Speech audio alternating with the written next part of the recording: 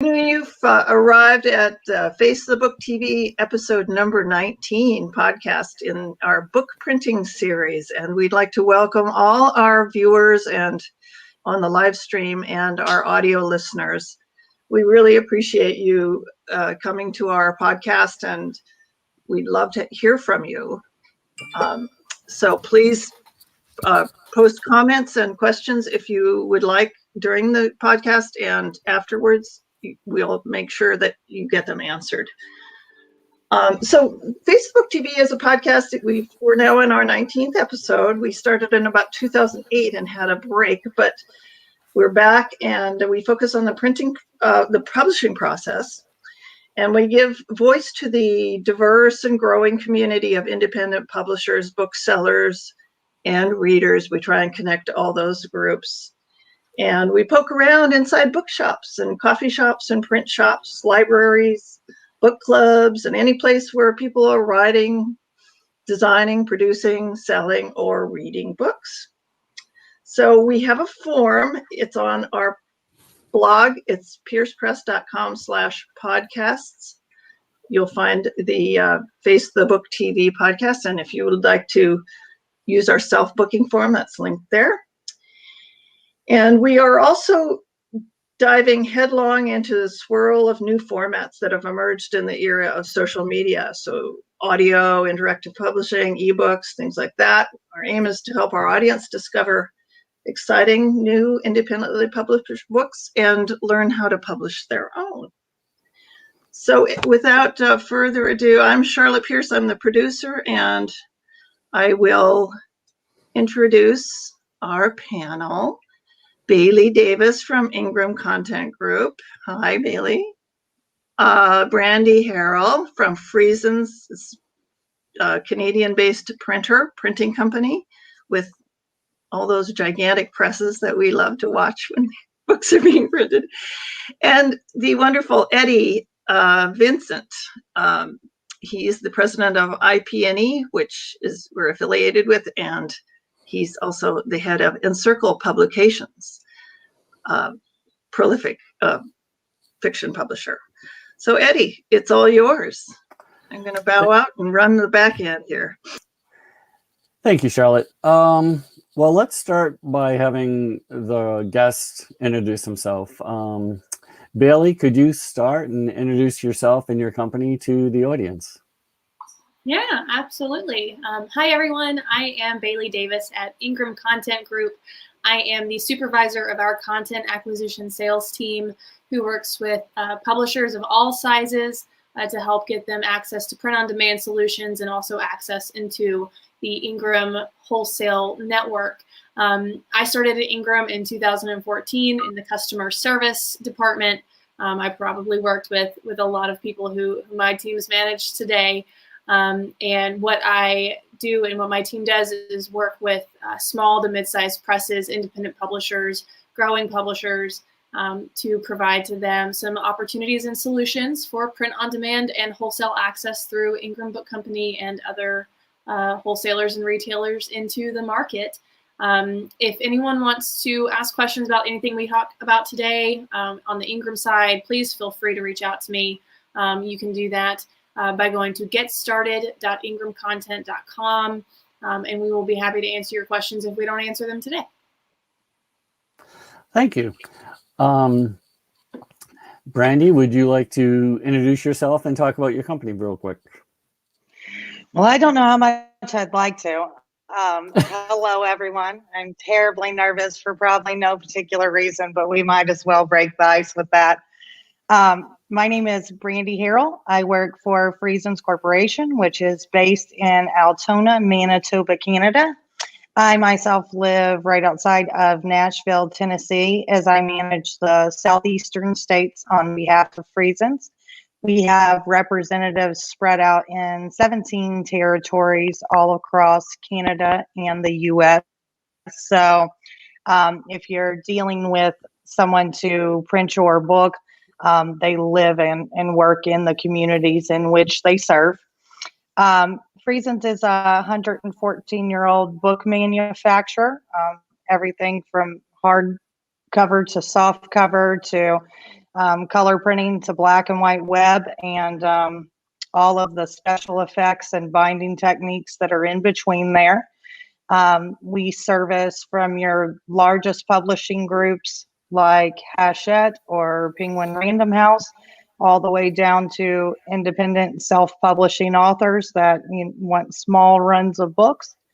Our website is www.friesens.com/books. And if you have any questions that you don't think of today to submit to our panel, and you'd like to contact me further after the show, you can always email me, and that's Brandie with an IE, H as in my last name, at Friesens.com. And if it's not a question that particularly pertains to the region in which I manage, I'll connect you with the appropriate person at Friesens. Thank you, Brandie. That was great. So let's start off with the conversation of why someone would go with print on demand versus traditional publishing. I think I'm going to start with Bailey. Can you give an insight on that from your perspective? Yeah, so some people might, have this decision to make. Do I go with print on demand, or do I go with a traditional print run? Some things that come into play that I always like to talk to our publishers about, because we work with a lot of publishers who do both. We have, a few things that you need to think about.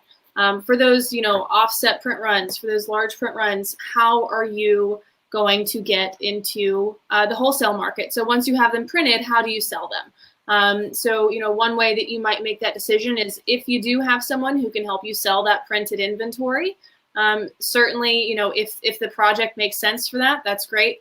But if you're going to need help to actually sell that inventory into the market, print on demand will very well be a great solution for you, because with print on demand, you actually get access without holding any inventory to sell that content. Other people might, have a decision to make between print on demand and traditional offset because of the risk associated. Whenever you really invest a lot of cash up front and you have a set of inventory sitting in a basement, in a warehouse, wherever you have it sitting, that is risk associated, because you want to make sure that you sell through it. And so, it might be that they want to, reduce the risk of having too much inventory on hand that they might not move through, or not ordering enough, because no one has that crystal ball to know exactly how much they need to order. And then another reason publishers might, decide print on demand versus traditional offset is who the target audience is that they're going for. Something that we talk a lot about is, whenever you have the opportunity to do offset, it is usually because you want to do spot coding or French flaps, or these really beautiful effects that you hope to really get attention and get someone's conversion to purchase when they're holding that book and experiencing that physical book. And in order for that to be the case, they need to be in the retail stores. They need to be able to physically walk and hold those books. And so if you aren't looking to do a full trade discount and full returnability and market your books to retail buyers, sometimes it does make more sense to do print on demand, because most of those purchases happen online. So there are a few different pieces that can go into that decision. Those are some of the few, kind of factors that play into that. And then sometimes if you think about that fully loaded cost, having that warehouse, having to have that printing and then pay for your warehouse and then pay to pick, pack, and ship it again, fully loaded costs can come into play there. So there's definitely, the per unit cost for print on demand is higher per unit. And that's definitely a reality and a conversation that we have with our publishers. But, on the other side, you think about warehousing and pick, pack, and shipping. And so that's why some people might play those decisions against each other. Well, I'll let Brandie kind of add on to that too. Well, that I was just about to ask Brandie, from your perspective, Brandie, which is going to be a little different. What would be the reasons you would find that people would want to go traditional? Because you're a traditional printer versus a POD. What's the real benefit from your perspective?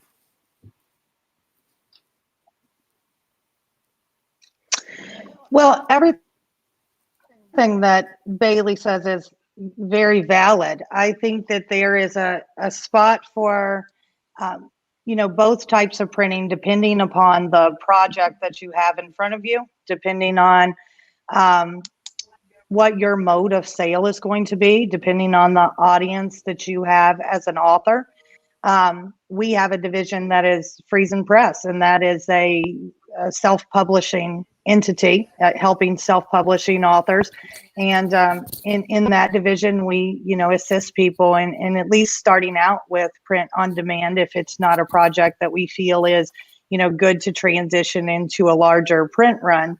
But mainly, I think that doing a press run gives you a great deal of options to control the aesthetic of your book, to control the message of that book.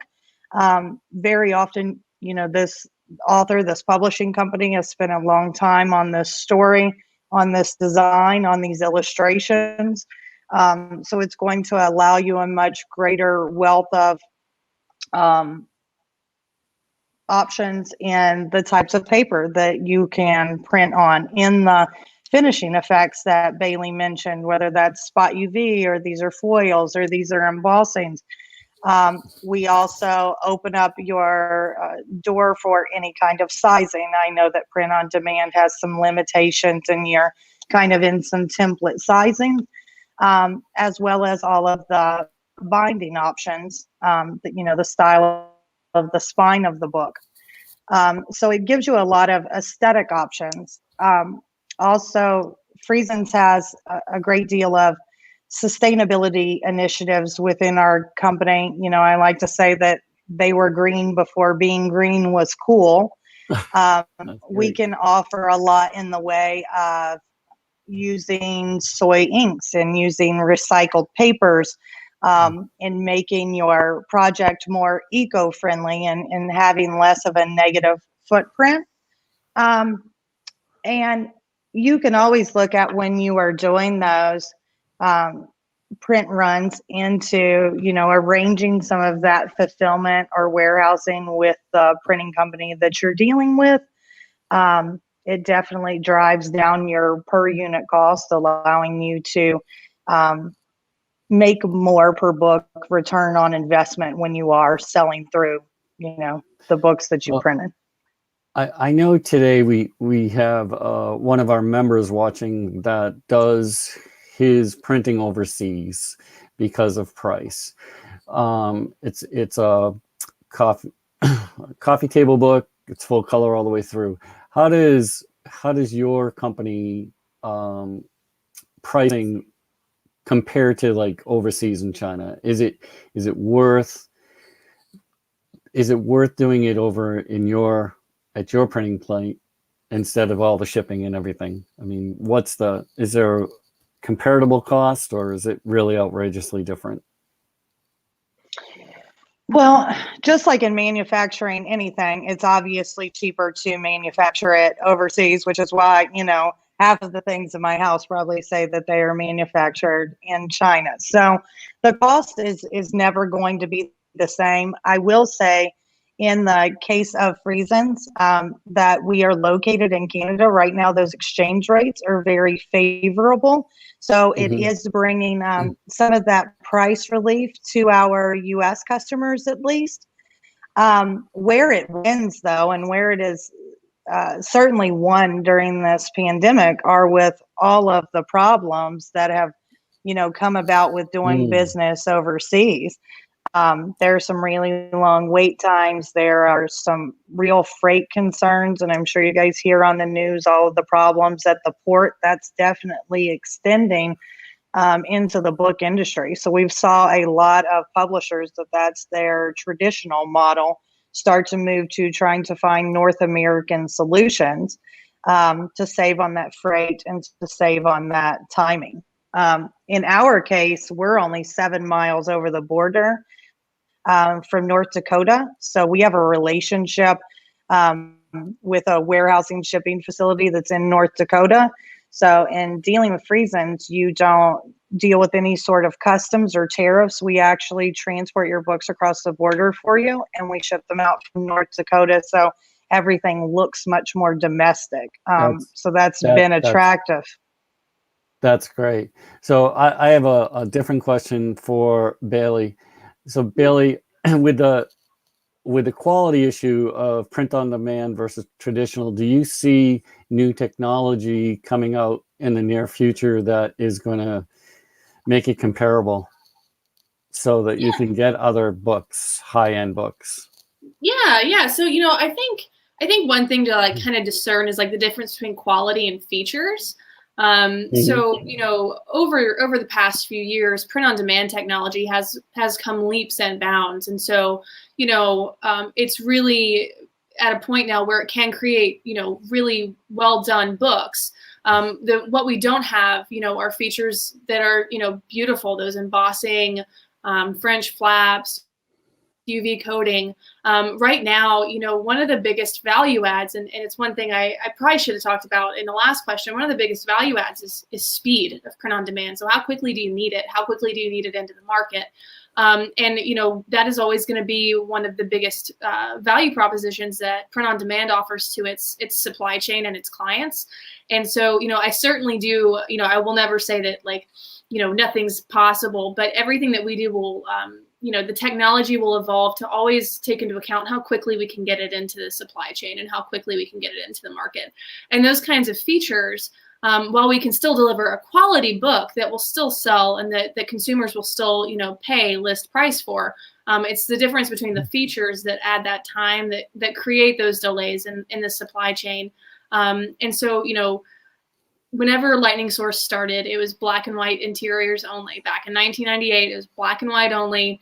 And so, we've obviously evolved to offer different products like hardcover, 4-color interiors. And so, the technology will continue to evolve and offer more options.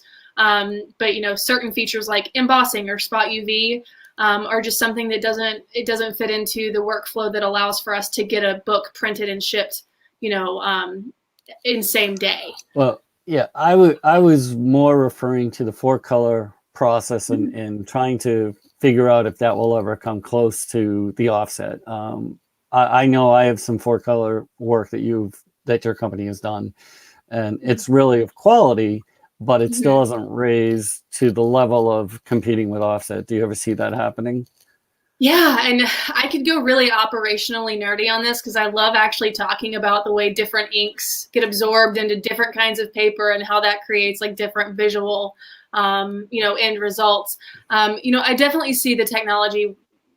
It'll continue to evolve. Will it ever, be in a situation where like offset, the sheets are done, and they're able to sit and sheet fed because of the way that print on demand is just focused on speed. The quality will always improve, but in terms of like glossy coated children's material, there's just no real technology that exists today for that, or at least that I'm seeing.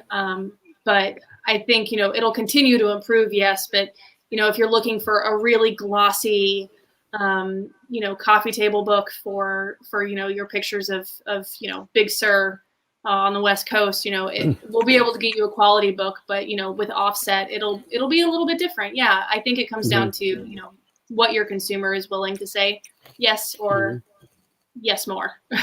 Okay, well, thank you. That makes a lot of sense. So now let's talk a little bit about customer service. This one is for you, Bailey. I know that you guys are going through a little bit of customer service issues. How important do you feel customer service is to your small publishers, and where do you see that going? Do you see it going self-service, or do you see it going where they're actually having phone conversations? Yeah, that's a great question. And it's fun because, in the past 12 months, like what company hasn't had customer service issues? Right. Yeah. Right. No, Everything. Absolutely. Everything Yeah, everything has been, really highlighted in the past 12 months with the pandemic. In terms of customer support, what we want to do is really set up our clients for success. And so, what we always want to make sure we're doing is providing them with the right tools and education. And so, education is a real big initiative, and that's one thing that we spend a lot of time on. And we have two different platforms. We have Ingram Spark and Lightning Source, and it's based on your different business needs. And so, both platforms are really focused on education and what tools can we provide you so that, you aren't having to ask us, every few weeks, the same question. How do we, provide the right tools and the right things on the platform so that it's more easy for you to walk through that process? The future of customer support is always going to be, how do we make sure our customers succeed in the most effective and efficient way? And we have a great team. We have a wonderful team of customer support members who right now are mostly email. And what that means is that we're able to reply to our teams, our clients in a much quicker way. And so, it always comes down to how can we meet that need and how can we educate for future success? Mm-hmm. So it's really important. Our small presses, our independent publishers, our small authors, they all care. They all need to be able to get in contact with us when they need us. And so our call to action is how can we do that in the most effective way? And that's with education and the right channels through which to do that as quickly as possible. Well, thank you.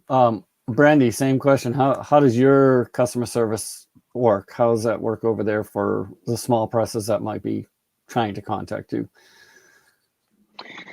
Well, nothing's done on an automated online kind of basis with Freezens. We have a lot of resources on our website that can help people along if they want to try to endeavor to do it themselves a little bit, or you can request a quote online.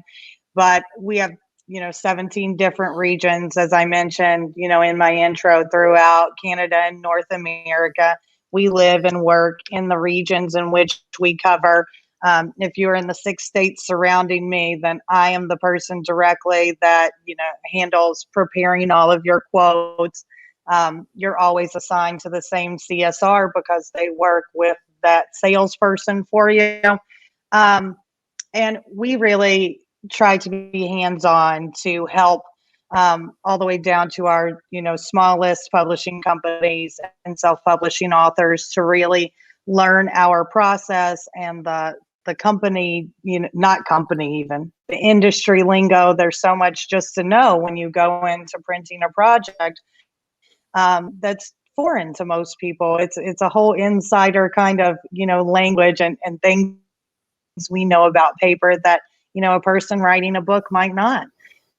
We make a lot of resources that are, booklets to send out that help you as guides to book production and just to really be hands-on to learn all of those things that are going to set you up for success. That's actually the Friesens company motto, is that if you are successful, then we are successful.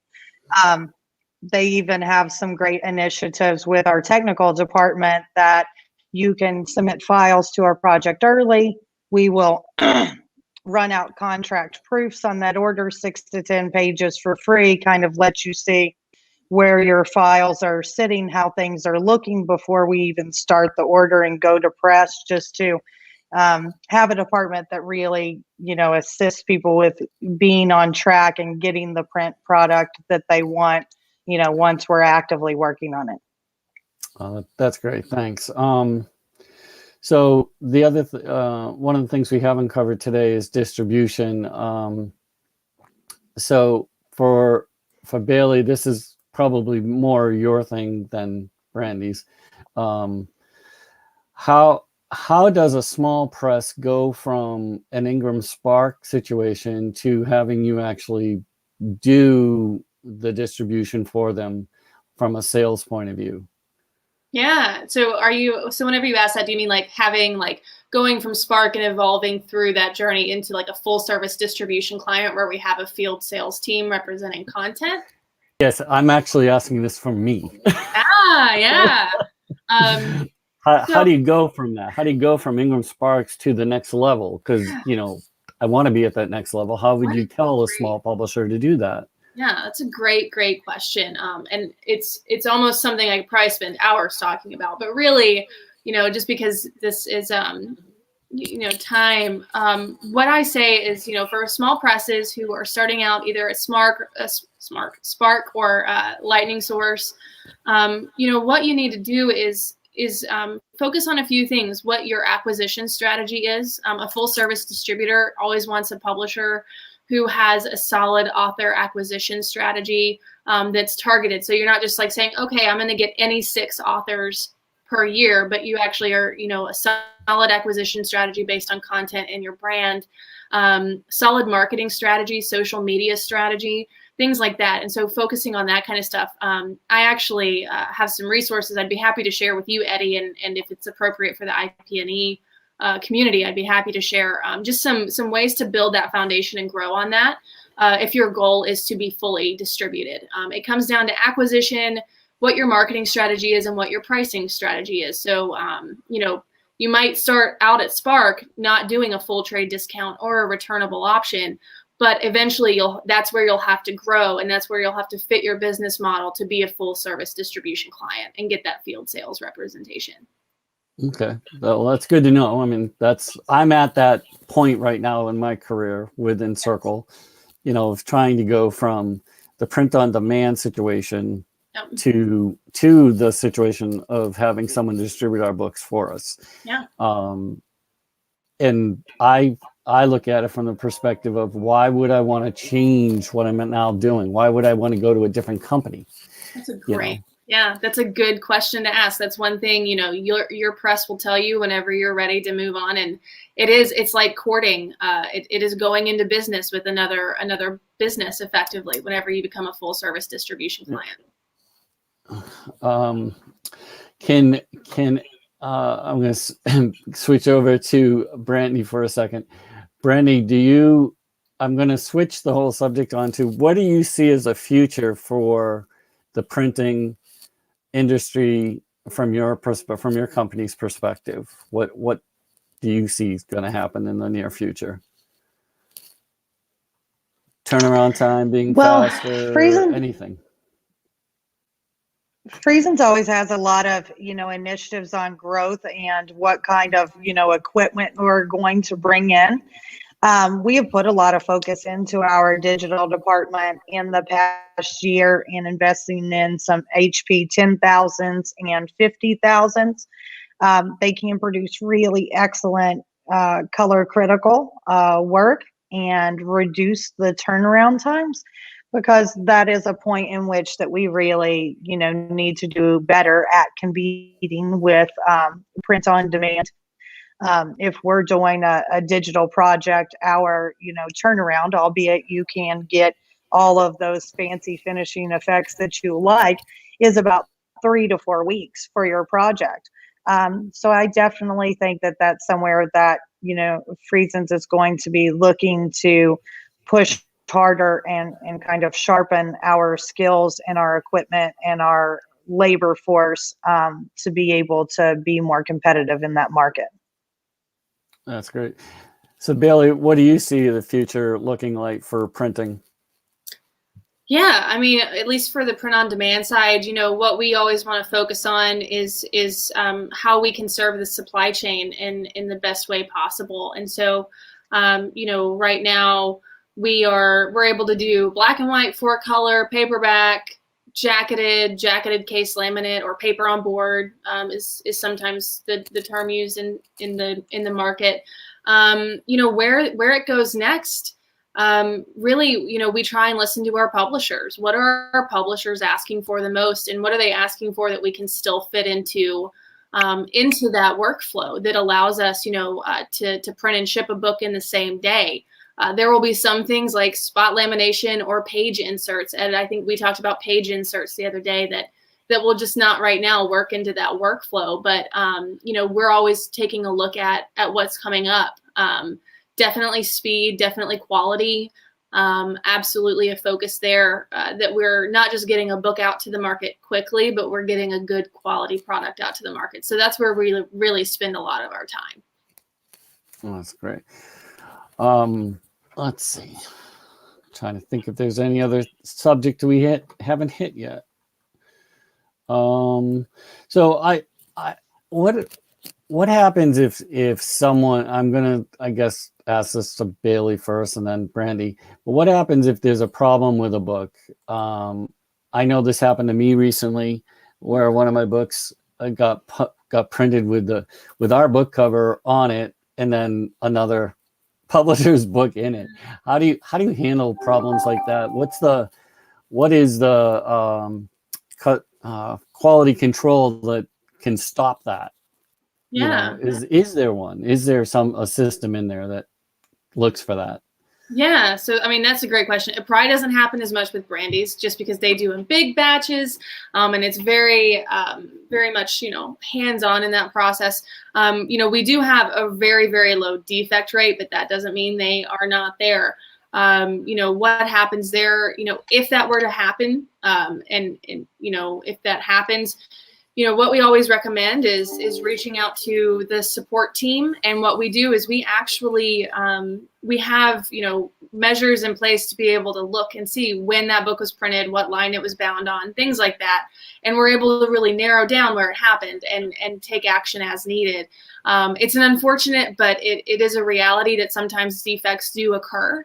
But typically, we've got a support team available to call.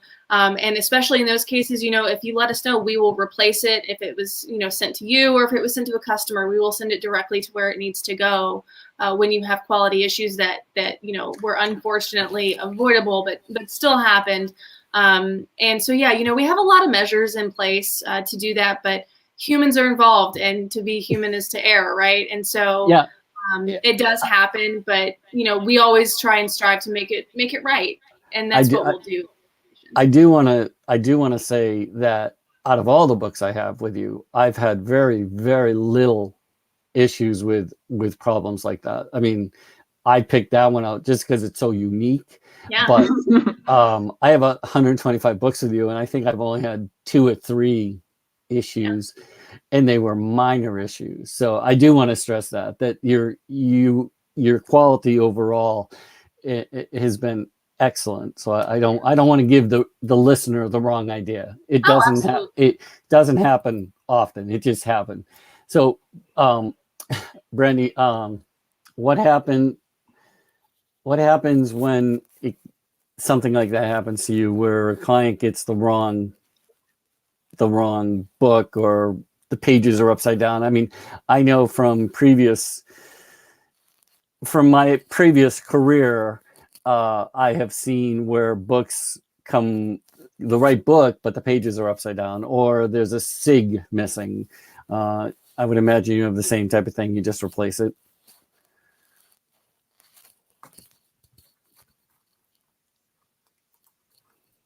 What happened?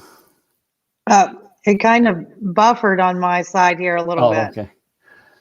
So did you hear that question? What happens when your company has an issue of a misprint or multiple misprints? I know your runs are faster, bigger at one time, like 25 books could get done wrong. Is there safeguards that you have in place? So, like Bailey said, that's, less of a thing that happens in a large manufacturing process, because there are so many steps for a project to go through. And there is obviously quality control that's overseeing those books before they're actually boxed out and sent to the customer. But, like she also said, it is custom manufacturing every day. Every project is different. So it does happen. How we stand behind when there's a problem is really indicative of how we do business across the board. You're going to let your sales representative know. We have a department that then, initiates a resolution where they're going to really look into, from a manufacturing standpoint, how that happened, so that we can course correct and try to prevent that error down the line. Typically, our orders are sent out with overs. We have a 10% over clause. So usually you have gotten some extra books that are going to kind of absorb. If you have, 18 errored books, you still have the amount that you ordered correctly there correctly. But we reimburse you Great. for every errored book that you find. We send you a credit back for that book. If it is something that is pervasive and can't be covered by, just giving you the money back for those 18 books, then we'll 100% go back to press and reprint that book for you and recycle the errored books that were given to you. Great. I just wanted to jump in here and say that we're running toward the end of our session or episode, but it looks like this is a topic that we're going to need to explore repeatedly, especially as the technology changes and more individuals publish books. So appreciate. I'm Charlotte Pierce, the producer, and I would like to, just thank you both. I wanted to get this kind of perspective of the traditional print book printer and the newer sort of print on demand instant. I think there's a lot of us are just kind of still thinking about, the print books, and there's a large market for that. So thank you very much. And Eddie, you're the best host ever. This is Eddie's company, Encircle Publications, and I am at Pierce Press. And so, like I said in the beginning, if we have a form, if you'd like to book yourself on the show, we would really like to hear about topics and panelists that you think we should have on, or yourself. So please do that. We have an author spotlight every few weeks. We do about 2 podcasts a month, but the author spotlight every few episodes, and the priority booking is for IPNE, Independent Publishers of New England, and IBPA, Independent Book Publishers Association members. But just suggest yourself if you like. Anything else you want to wrap up with, Eddie? I just want to thank them both for showing up today and being part of this. And if they have any last words, for either one of you, do you have last words, Brandie? Thank you guys for inviting me on the show. I've never done anything like this before, so it's definitely a learning experience for me. I honestly think you should definitely have Bailey back on here. I could listen to her talk about how you distribute a book for the longest time. My head is full of a wealth of geeky paper, ink, print option stuff. I think we have she's a whole businesswoman. I'm here to tell you, she's a whole businesswoman. Well, we had a guest, I think, from Canada. Thank you, guys. I think there's someone from Canada had a question. What can you say with regard to growing cost of printing and expensive shipping within Canada? So, that might be another topic for another time, but expensive shipping is an issue. Yeah. Bailey, do you have last words? Yeah. Thank you, everyone. Thank you, Brandie. This was amazing to participate on with you. Thank you, Charlotte and Eddie, for having us. We're always happy to answer questions, and I am at your disposal for any information you would like for me to present. I just really appreciate it. Education. And it all starts with the information we put out there. So I'm just glad to be here. Thanks for having us. And reach out if you need us. Thank you both. Eddie, you're you're hired. Yeah. And again, at piercepress.com/podcasts or /contact, you can get more information about the podcast and being a guest and so forth. Thank you so much.